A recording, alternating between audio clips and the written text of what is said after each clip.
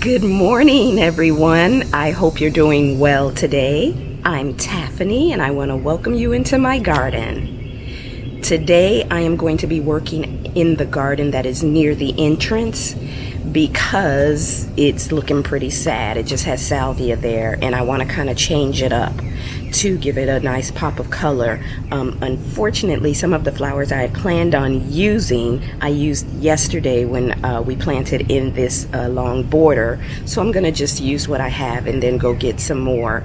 And I'm also going to be doing a little project. I have a little planting cells, you know, for when you want to start seeds and stuff. There's a lot of little seedlings still in the ground from that salvia over there, and I don't want to get rid of all of them, so I'm going to do 1 or 2 cells of the little seedlings that are growing from the salvia. I'm going to put them in that and grow them.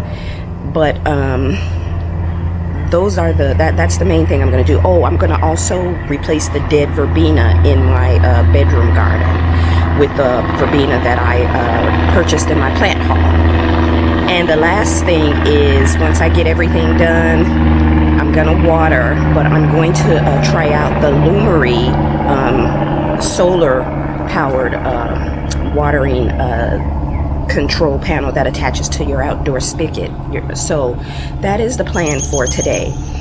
So let's go over there to the entrance garden and let's start pulling out that salvia and getting some of the seedlings in the little cell trays.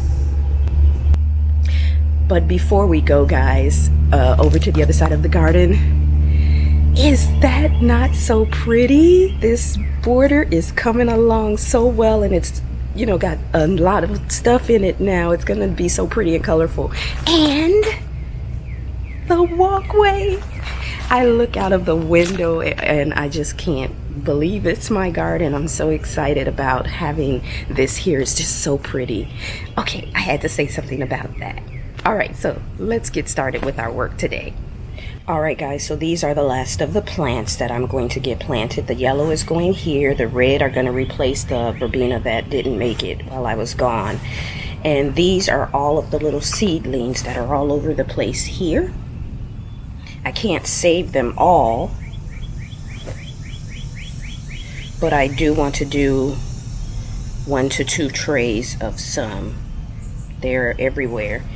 And is much as I love my salvia here, I'm thinking of pulling everything out and starting fresh. We'll see.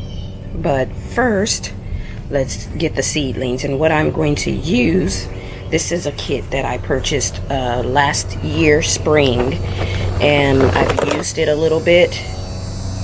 They are silicone and plastic cell trays, reusable. So that's what I'm going to use to put these seedlings in. All right, so let's get started.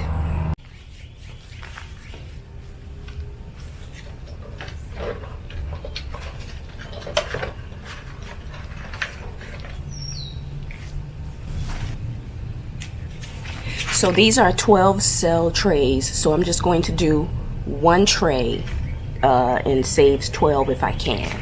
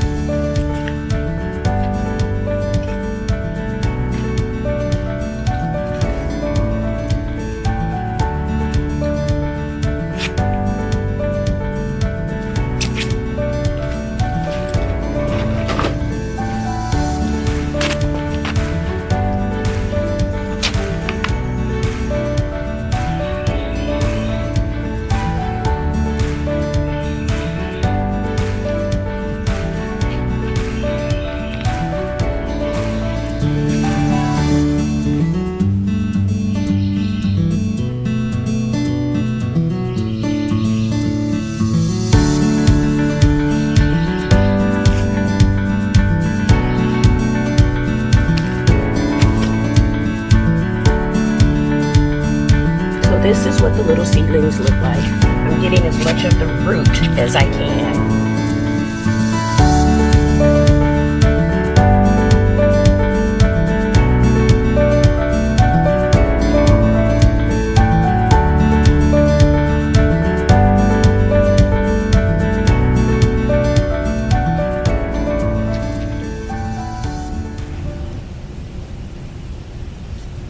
As you can see, I'm just finishing up, but I have 12 saved, so I think that's enough. I don't think I need to do more. It's heartbreaking to have to break up this soil and know that I'm going to kill some of the others, but I can't have a million of these. So I've got 12 saved. I'm going to clean up this area, get up these weeds, and figure out what I want to do, because I really want this to be I don't know, is the word showstopper or an eye catcher when people walk in. I want it to have some color and some texture and some interest. I don't want it to just be blah and bland like it is right now. So I'm thinking that when I was doing the redirecting the bed lining the flower, the walkway path there, when I made this walkway right off of the patio, what I'm thinking is when I was, when I dug up to move that purple fountain grass, a small piece broke off, and I just stuck it in the back there because I didn't know what to do with it, but I knew I didn't want to get rid of it. I'm thinking I might put that purple fountain grass in here. I would love some kind of dwarf weeping tree or something like that. But until then, I think the purple fountain grass can give it the height that I'm looking for and do the flowers around the base of it, because long term, like I said, I already have some evergreen things here. I think a weeping tree, like I said, dwarf. I don't want something really tall, sitting right there with some pretty flowers around it, and then some flowers along the edging, maybe some annuals for color. I think that would be really pretty. So let me figure out how I want to get this design done.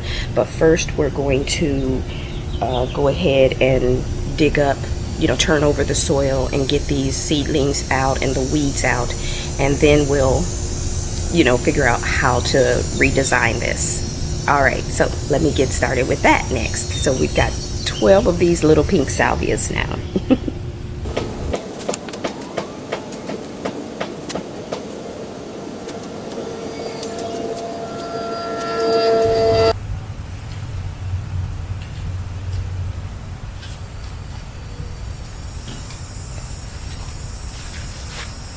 Look at this big one. I think I'll try to find somewhere to put this. Let's set this one aside.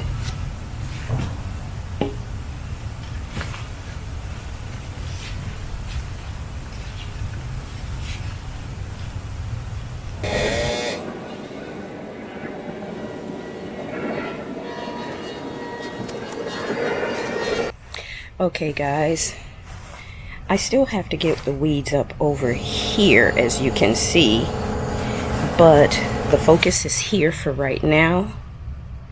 And I got all of the weeds and all of the little extra seedlings up, and that was kind of heartbreaking to have to dig them up.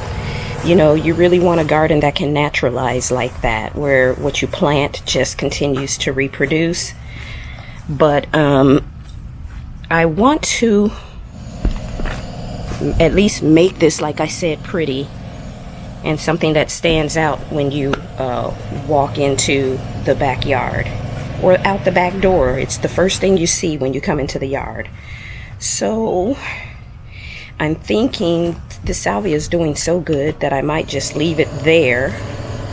The purple one here, I might put it in between the two pinks, like right there, and put the yellow Rebecca here on the end, and leave the front open for annuals to go, and this empty space back here, put the purple fountain grass, which I have already dug up and brought here. There it is right there. So let's put the purple fountain grass in first, and then let's see what we want to do next.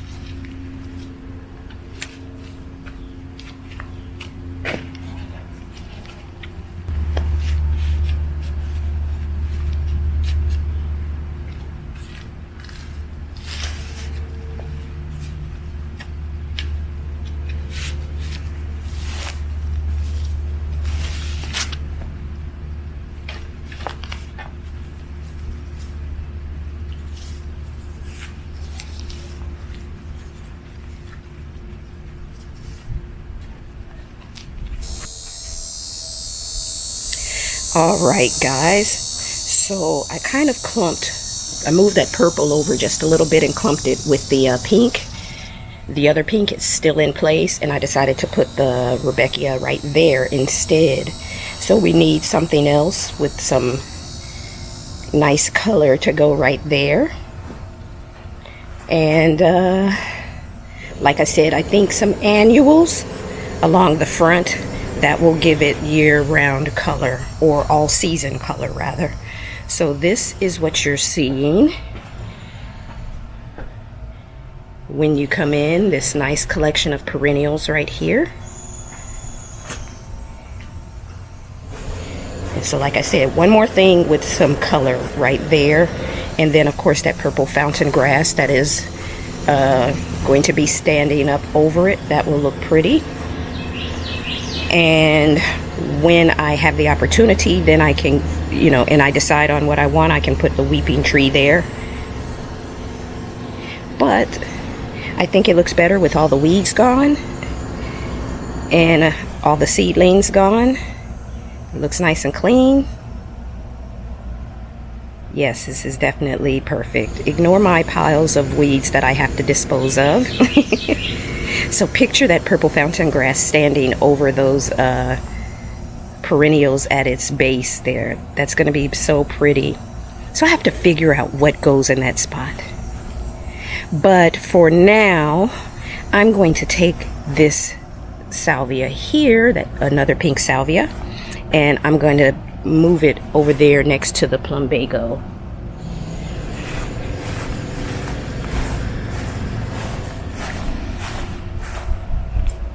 So we're going to come around here. I don't want to waste anything. So this empty space right here, that is where I'm going to put that salvia. So let me go get my little trowel.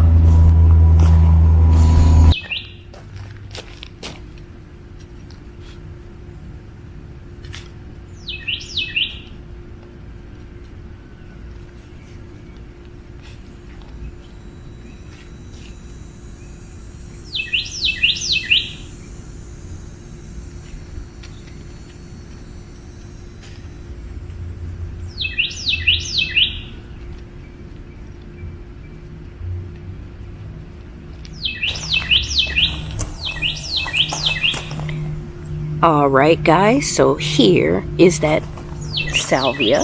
I just moved it right there next to the plumbago, and I think it will be pretty there.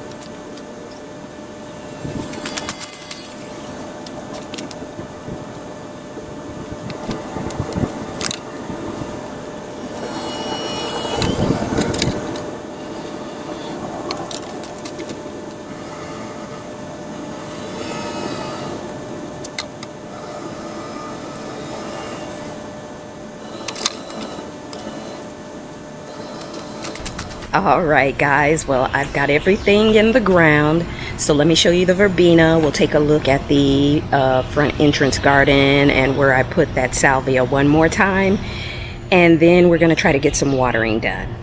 So let me turn the camera around here so you can take a look.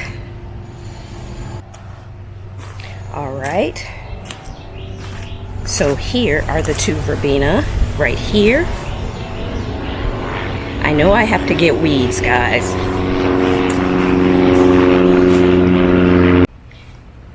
And here are the two on this side.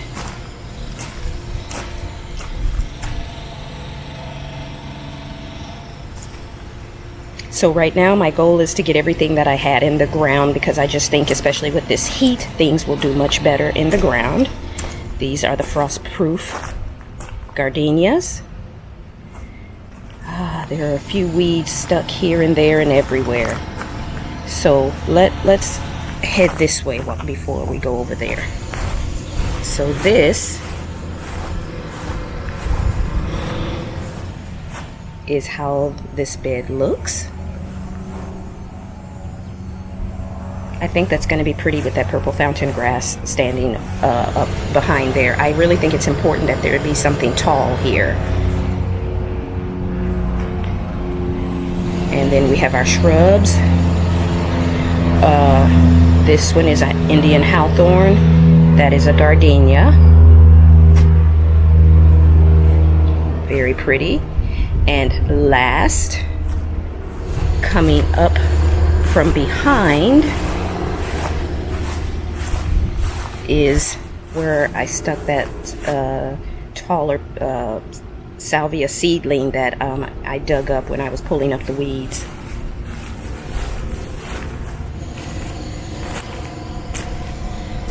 So that's right there. Very pretty.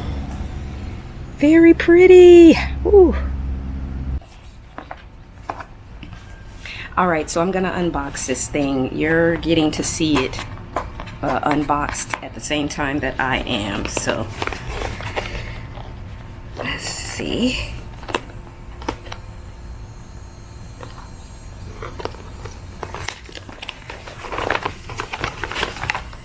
Okay, so here it is. And this is what it looks like when the box is opened. It has the user manual.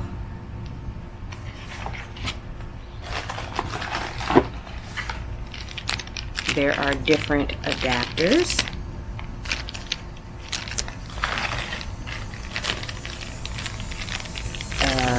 Tape and more adapters.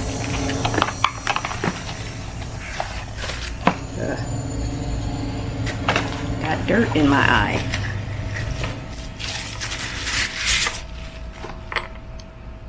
And this is the solar powered unit.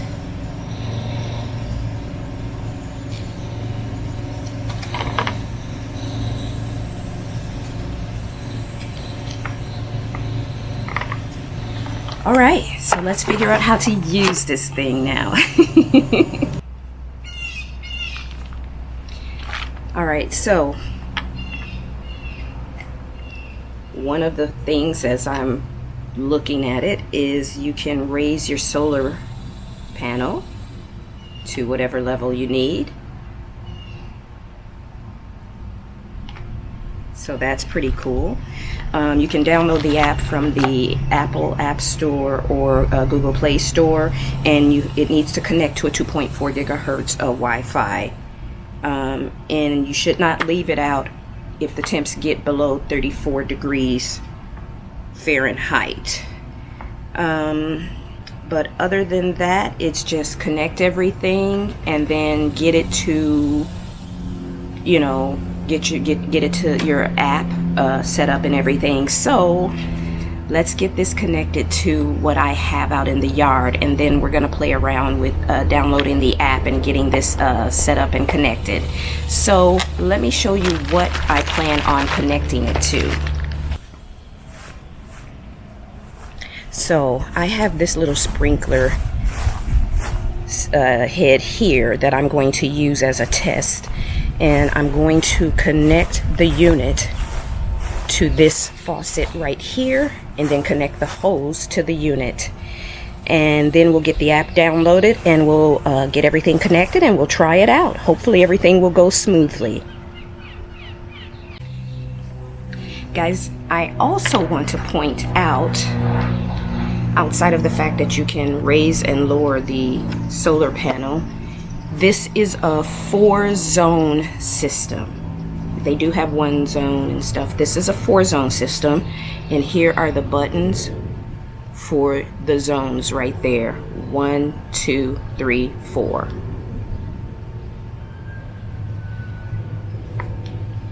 I'm not seeing that there is an on-off button or anything like that. I just see the zones.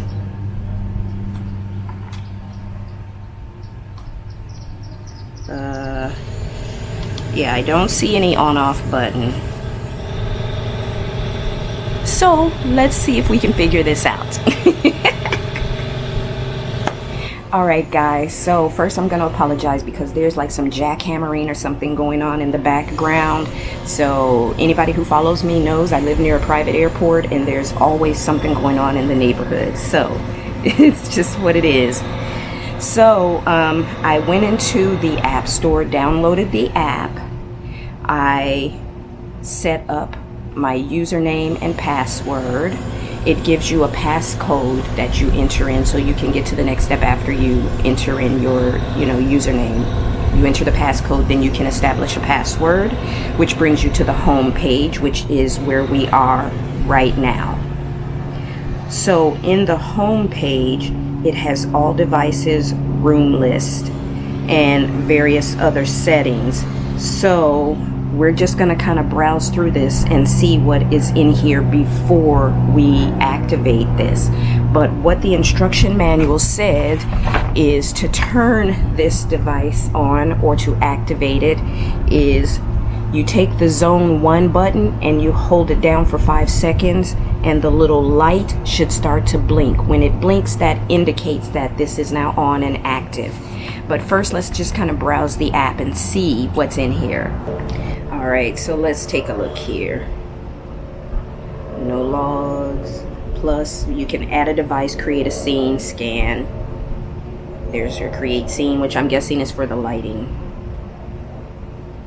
Energy saving.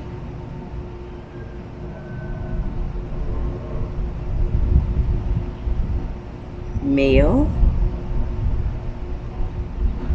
And then me, which is your, looks like your settings section,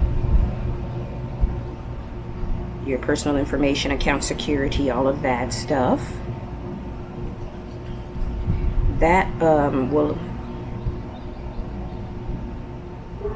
allow you to use the camera. So this is the basics of it. So let's go ahead and get the sprinkler system connected to this device. Okay, so the first thing I'm going to do is see if I can get this turned on. So I'm going to be holding this zone 1 button and I'm going to see if a light comes on. If it does, I'll show you.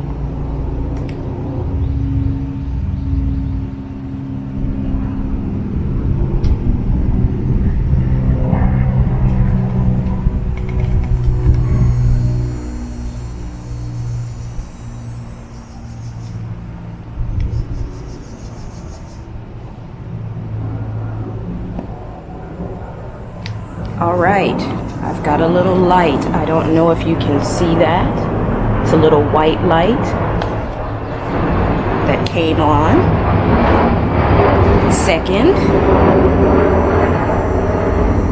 we need to go to the app and we need to add the device. So let's go ahead and do that.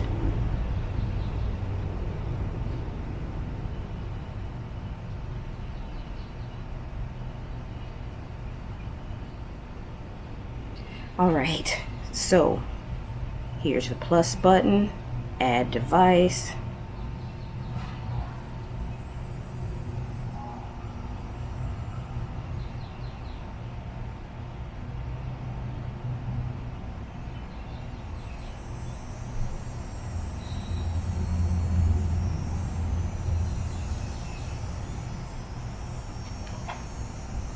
It's searching for nearby devices.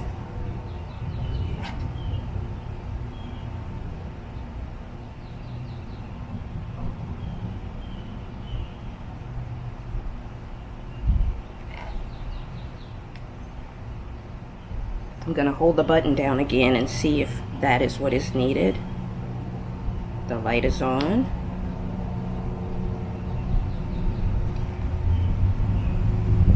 Okay, so it has discovered the device. We're going to click add.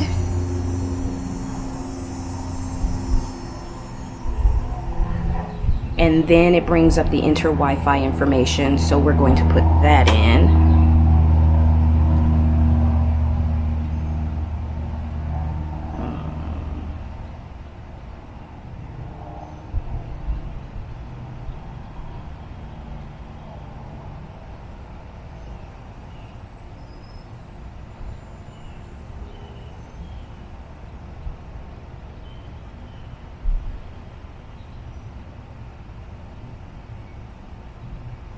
So right now it is showing one device being added. So this is what it's looking like.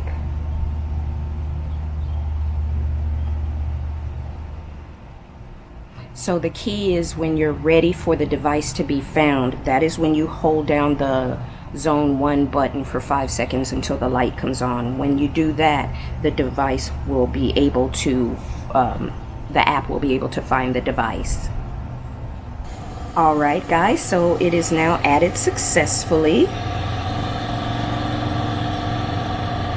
So I click done, and now here is the smart valve system. All 4 zones. Your times, when the last time you used it, in time, charging is at 63%. The weather is sunny, 27 degrees Celsius here. Watering duration, it's got all of these things in here. Time, volume. Let's see.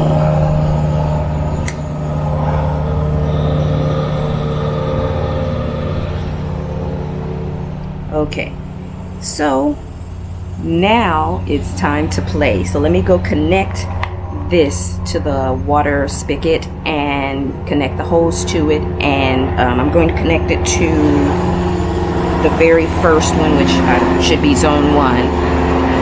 As you can see, that's what's highlighted, and then we'll see how to use this app. But before we connect things, I do want to take a look here. There's a record button down there, so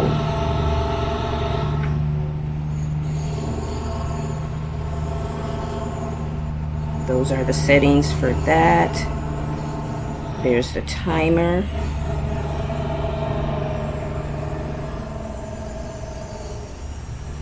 So if the valve is not going to be in use for a long time, they recommend putting it in sleep mode. And to do that, you activate the valve by pressing and holding, should be the zone 1 button again, for 5 seconds to end the sleep mode. Okay, you can put your rain delays on and off. Here we are in home, and the device added, as you can see here, is their sprinkler. If it was one of their lighting systems, that would be seen here. So now as we go through, we can see what these look like. So you would click on that, and that takes you into the smart valve menu here. All right, let's get this going now.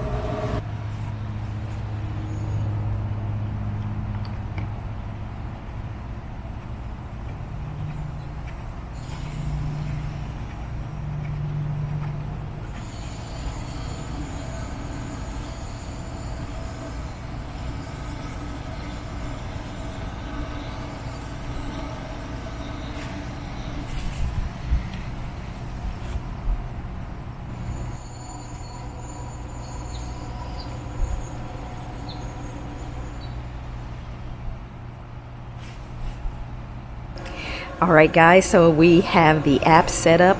We have it connected to the water spigot. Right now what I'm going to do is turn the water on and just make sure that water is flowing through it, and make sure that the sprinkler does come on manually. And then we're going to figure out how to turn it on with the app. Okay, so right now I have the water on, and nothing is coming out of the sprinkler. Let me show you that. Okay, so this is the sprinkler. As you can see, nothing is coming out of it. But as we come over here, you can see some dripping from the faucet, but you can see the water is on. So I'm going to try something here. I'm going to push the zone 1 button. I noticed a little light. And still nothing. So manually it does not just come out when the faucet is on. So that's kind of good though. Let's see what we need to do next. Alright guys, so we are now going to activate this. Whenever it's connected, the water is on, this doesn't come on, which is a good thing because you need the water to be on if this is going to be on at the faucet. That is, you need it on if this is going to be utilized as like a daily watering system. That, you know, say you had it connected to drip or whatever, you know, you don't want it running non-stop. So the water spigot is on. You can see nothing's coming out of the sprinkler, but the button down here that says single watering, right now it's lit red, which means off. When I hit that on button, my sprinkler comes on, and I'm moving over so I don't get wet. So I'm not sure if you can see. I'm going to try to help you out there. But it is on and it is running.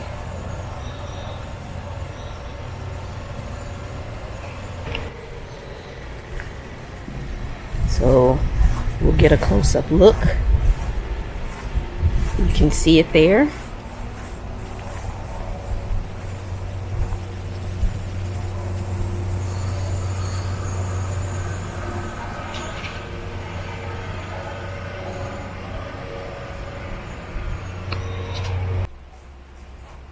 Alright, I'm going to turn it off now. So you hit that button and it's red and it stopped. So it does work. This is so cool. Oh my gosh. I love it. I love it. I love it. Okay. So, I think the next steps are to play with how you can set up a schedule and things like that. So I'm going to sit down and see how to do that. But as you can see, we are able to control this with the app, you know, just doing it manually. So let's figure out how to play with the time and things like that. Okay guys, well, I have run the sprinkler system. I set it for 10 minutes to see if it will stop on its own, and it did. So it ran a full 10-minute cycle and shut off. So as you can see behind me, nothing is running right now. So what I want to do here is show you, I'm getting back into the app here. I want to show you how to set up a watering schedule if you want to do that. So for example, let me get it back in here. This is the first page of the app, and you can see it has the different months at the top. We're in July, and you can see that it shows you all of the run cycles that I just did. So you can see your past runs here on this page. Then of course the middle section, which says operation, is where you can see it charging, the last time it was used, when it ended, the temperature. You can do single watering, cycle watering. You can, the time down there counts, shows you how long the sprinkler is running, when it's 1 minute, 2 minutes. So you can see what phase of your, say, 10-minute cycle it's at, if it's at 5 minutes or whatever. And watering volume, how much water was, you know, used or whatever. The last one here is timer. This is where we were here before, where it has sleep mode, rain delay. But if you hit add, it now brings you to where you can set up a watering schedule. So start time. we can start it. Let's see. Let me see. Let's say start time should be the time that the cycle is supposed to start. Let's see. 7, watering duration.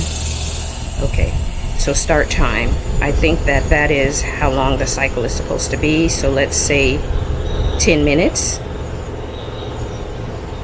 Watering duration will show you how much is used. Total duration. I'm getting confused here because I'm not getting what that start time means. Because to me, start time means the time of day that you want it to start. And duration is 10 minutes. So I'm going to go on the assumption that that's what that is for right now. And we'll see.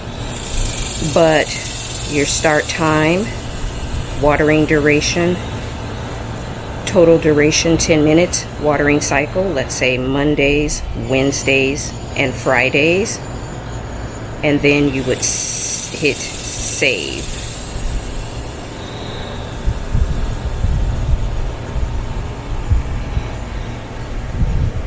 So here is your time, 7 o'clock, and of course you see the 10 minutes and all that. So here's your schedule basically. You can edit it, you can delete it, you can add another schedule, you can turn it off. Let me turn it off, there you go. Or back on. Off. Or back on. We'll go ahead and turn it off here. Hang on, there we go. All right, so you have a water schedule that you can set up. You have your manual watering, and then you have your page that gives you all of the previous watering schedule. So what I like about this is that it is solar powered, so you're not using electricity. As long as there's water running through your pipes, you can use that whether the electricity is running or not. Of course, if you don't have electricity, that means that you're not going to want to use up your phone's power in an emergency to run, you know, your sprinkler, because you have more pressing things to worry about. But the app is nice and it is convenient, and this really is a good way for anyone who doesn't have an in-ground sprinkler system to be able to set up a 4-zone watering system for their yard.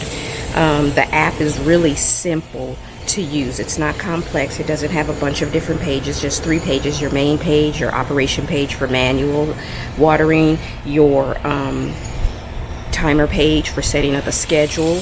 You can turn your schedule on and off. You can create multiple schedules. So I really like this. I do like that it's orange too, so you can see where it is. You know, I can see the benefit also of having it in more not so bright colors so that it can blend in with your home. But I do like it. I love the solar feature of it. It worked perfectly for us. No issues with connecting, no issues with it running. Everything has worked as it's supposed to, and yeah, I'm kind of pleased with it. I was crossing my fingers that I wouldn't have any issues with it, but everything has turned out great with it. So this gives you an idea of how to use the Lumary solar powered watering system. So we've got our flowers out today. We replaced the dead flowers back there in the bedroom garden that died while I was on vacation. I hated to get rid of the seedlings, but we did manage to save 12, so that's great. I put a seedling back there, as you saw, and I got to water after all the planting. I did move the sprinkler around during the 10-minute cycle so I could make sure almost everything was watered back here. But that is it for today's video. It was fun trying out this device and doing it in kind of real time, so to speak, trying to figure things out as I go. So I hope you enjoyed this video, and if you enjoyed this kind of content, please make sure to like, the video so that it can improve my appearance in the YouTube algorithm, and please subscribe to the channel. All right, guys, thank you for gardening with me today, and I will see you in the next video. Bye.